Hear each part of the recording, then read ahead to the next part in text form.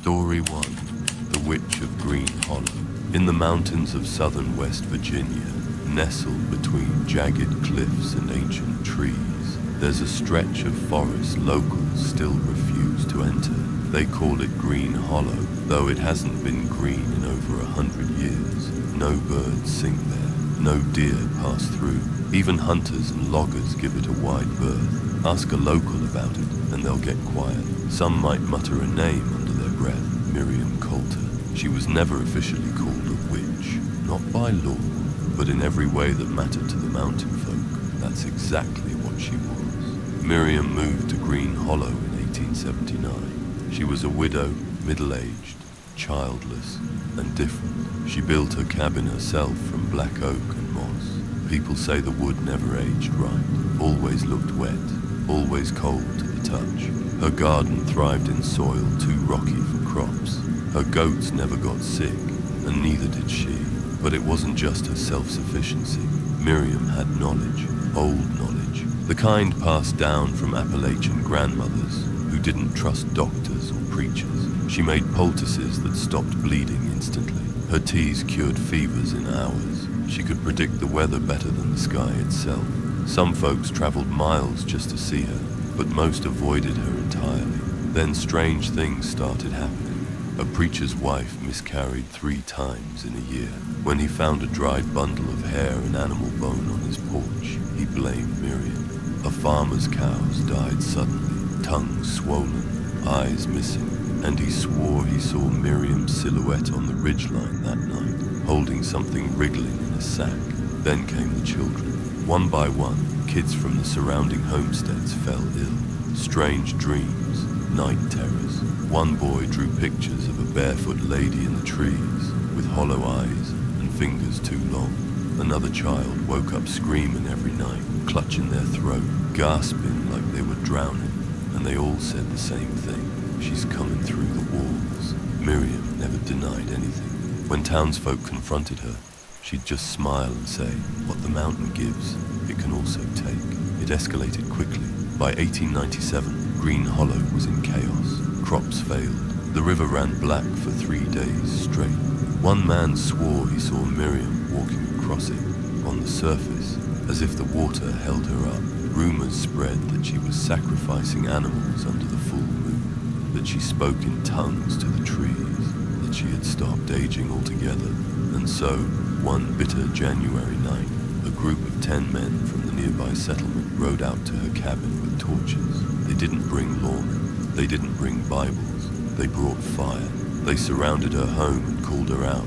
She opened the door and stood there, calm, barefoot in the snow, wearing only a thin black dress. She didn't scream. She didn't plead.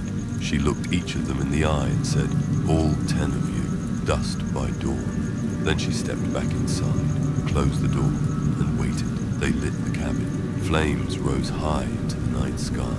The wood hissed and cracked, but no screams came from within. When the fire died down, all that remained was scorched earth, twisted metal, and a circle of stones untouched by soot. In the center of the stones, a single black shoe still warm. There was no body, no bones, no remains. And then the curse began. Within a year, all 10 men who burned her died under strange circumstances. One drowned in a dry creek bed. Another disappeared entirely. His axe found 30 feet up in a tree, embedded into the trunk. One man's wife woke up to find him sitting in their field, rocking back and forth, blood pouring from his ears. He died before sunrise. Green Hollow was abandoned, but the forest didn't forget. To this day, hikers and backpackers who venture near Green Hollow report unsettling phenomena. Some find their GPS devices fail entirely, despite full batteries. Others hear humming in the distance, a strange melody carried by the wind. One man, a photographer in 2003, said he smelled smoke and turned around to see a cabin, untouched by time, standing among the trees. He took a single photo. When he looked at it later, the cabin wasn't in the frame, just trees, and a barefoot woman watching him from behind a tree. Some claim to have found handprints on their tents in the morning, barefoot prints in the snow, leading nowhere. A few have even claimed to see her still in that black dress, still barefoot, walking just at the edge of sight, always one step behind. And if you hear her voice, soft, melodic, whispering your name, don't answer, don't look back, don't run, because she doesn't chase, she follows. And the deeper you go into Green Hollow, the more you'll realize she never left. Story 2. The Crying Cabin of Blood Creek. Deep in the Appalachian Mountains of eastern Tennessee, there's a trail known only to a few, mostly old-timers, hunters, and those unlucky enough to get lost. The path is barely visible now, overgrown and hidden behind layers of moss and bramble. But if you ask the locals about it, especially the ones with grey hair and heavy eyes, they'll shake their heads and say the same thing. Stay away from Blood Creek. That's where the crying comes from. The name Blood Creek isn't just a ghost story name. It's real. It winds through dense forest, cuts across jagged rocks, and in the right light, especially at dusk, the water really does look red. They say it's just the iron in the soil, but anyone who's been near it long enough knows better. The story starts in the 1940s with the Whitmore family. Thomas and Eleanor Whitmore were loggers who moved out into the woods to escape the chaos of the growing towns. With them came their 8-year-old daughter, Sarah, quiet, small, delicate, like a bird always ready to fly away. They built a one-room log cabin beside Blood Creek, where the land was flat and the trees grew thick. At first, life was good, simple, peaceful. The father cut timber, the mother tended the garden, and Sarah played by the creek, picking flowers and stacking smooth stones. But the nearest neighbors were miles away, and isolation has a way of peeling back things in people and in places. Sarah began to change. She started talking to someone who wasn't there. At night, her parents would hear her whispering in the dark, speaking to what she called the girl under the floor. She would stare at the creek for hours, unmoving, as if waiting for something or someone to surface. Eleanor once caught Sarah speaking to a pile of stones she had carefully arranged in a spiral. When she asked her what she was doing, Sarah said, "She wants to come up. I'm making the shape that opens the door." Then came the storm. It was sudden, brutal, the kind of mountain storm that shakes trees from their roots and floods the trails in minutes. Thunder cracked so loud it sounded like the earth was splitting. A mudslide tore down the ridge above their cabin. The neighbors didn't even know anything had happened until 3 days later. When rescue teams finally arrived, they found wreckage scattered like broken bones. The forest had chewed up the cabin, splintered logs, smashed furniture, and mud waist deep in some places. But one corner of the house was completely untouched. The back room, that's where they found Sarah. She was sitting in a dry corner, clean, untouched, her hair neatly combed, wearing the same white dress from before the storm. She was staring at the wall, eyes wide, mouth slightly open, silent. She wouldn't move, wouldn't blink, wouldn't cry, just still. The medics tried talking to her, tried shaking her, but she wouldn't respond. They took her back to town. Doctors examined her, psychologists interviewed her, but she never spoke another word. She didn't eat, barely slept, just sat in hospital rooms, wide-eyed, as if waiting for something to find her. And then, one night, without warning, Sarah died. The coroner couldn't explain it. No trauma, no illness. Her heart just stopped, as if something inside her had finally been claimed. After that, the land around Blood Creek was left alone. The trail was never cleared. The remains of the cabin were swallowed by the forest. But people started hearing things. It began with hikers who got too close during storms. They'd say they heard crying, a soft, distant sobbing that seemed to echo through the trees. Some claimed to see a light deep in the woods, like a lantern moving slowly between the trees. Others said they saw a girl standing on the far side of the creek, white dress soaked, mouth open but silent. One group of campers in 1997 said they found a small cabin that wasn't on any map, old, weathered but intact. They heard crying inside, and when they opened the door, they found it empty, but the crying got louder. They ran. None of them have ever gone back. But the most disturbing account came in 2006, when 4 teenagers set out to spend the night near Blood Creek for a YouTube-style ghost hunting challenge. They filmed everything. That footage was recovered months later, found inside a torn backpack floating downstream. The final clip is blurry, shaky camera, panicked voices. They find a cabin. One of them whispers, "Is that a little girl?" Then the crying starts. The camera spins. There's a scream, the sound of something scraping wood, then static. None of the teens were ever found. Not their bodies, not their gear, just that backpack and the footage. Since then, the stories have only grown. Locals now say the crying only comes during storms. They say the cabin appears only to those who are alone, and if you hear the girl crying, do not go inside. If you do, you'll never come back out. The theory, Sarah was never meant to survive that storm. Whatever saved her wasn't human, and when she died, her spirit wasn't laid to rest. It was claimed, bound to that place, to that room, to that stormy night that should have taken her. Now, she waits. So if you're hiking near Blood Creek and you hear weeping coming from the trees, don't listen, don't investigate, don't play hero.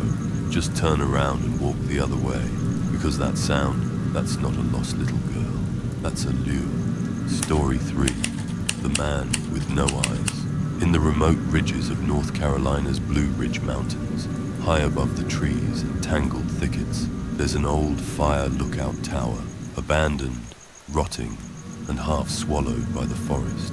Most hikers never even know it's there, but those who do, those who venture close enough, all report the same thing.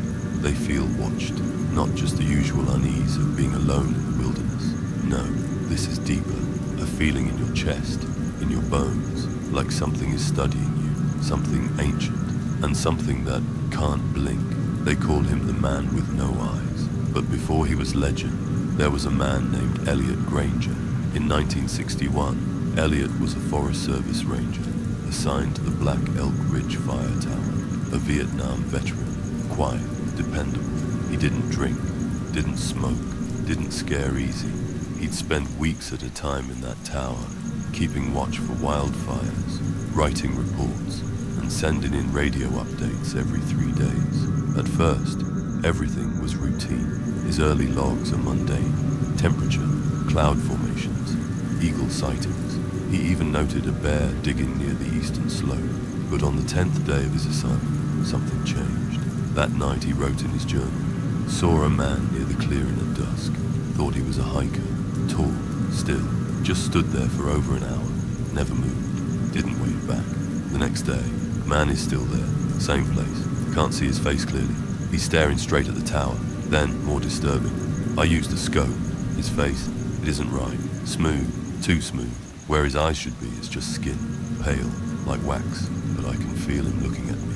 And finally, he's closer, right below the tower now. He doesn't move, doesn't speak, just looks. I woke up last night and he was at the bottom of the stairs. After that, Elliot stopped reporting by radio. Days passed, then weeks. When the Forest Service sent a search crew to the tower, they expected to find him injured or ill, but what they found made one ranger quit his job that very week. The cabin was empty, no signs of a struggle, no blood. The cot was made, the lanterns full, the food untouched. But on the desk was Elliot's journal, open to one last hastily scribbled line. He's not outside anymore. He's in the tower, in the wood, in the shadows. He doesn't need eyes to see. What disturbed them most were the marks. Deep, gouging claw marks up the legs of the tower, 30 feet off the ground. Something had climbed it, and whatever it was, it left behind no prints, no scent, just scratches in the steel and splinters where the boards had been bent inward, as if something had squeezed through. After that, the tower was abandoned. No one was reassigned there. Eventually, it was left off official maps altogether, but the sightings didn't stop. Over the years, dozens of hikers, campers, and hunters have claimed to see something in the woods near Black Elk Ridge. A figure, tall, pale, completely still, always watching, always silent. Those who get too close describe overwhelming fear, nausea, or even sudden bleeding from the nose and ears. A photographer once said his camera shattered in his hands the moment he tried to zoom in on the figure. The film was scorched from the inside. He hasn't spoken publicly since. In 1998, a retired ranger went on record anonymously. He said, "I've seen a lot in these mountains, but that thing, that man, he has no eyes, but you can feel him watching, like he's inside your skull, sifting through your thoughts." There's one detail that comes up again and again, the tilted head. Witnesses say he always tilts his head slightly, like a bird, like he's trying to understand you, as if you're the strange one. And then he gets closer, without moving, without stepping, just closer. One backpacker claimed he woke up to find a handprint on the mesh of his tent, 7 feet off the ground. Another hiker said he spotted the man watching from across the valley, but when he turned his head for just a second, the figure was suddenly at the base of the ridge, impossibly closer than before. But the worst are those who ignore the signs. One man, an amateur ghost hunter, mocked the legend on camera, camped near the tower, laughed at the idea of a man with no eyes. That footage was recovered from his body, found days later with a shattered spine, twisted as if dropped from a height, but there was no drop nearby, just flat ground, no animal tracks, just a single smooth footprint burned into the moss.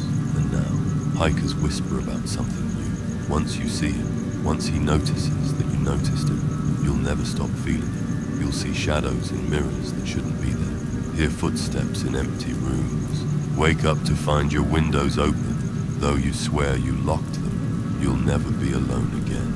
So if you're ever hiking near Black Elk Ridge and stumble upon a rusted old tower, don't go up, don't investigate, and if you feel watched, don't turn around, because he's not watching from the woods anymore. He's already behind you.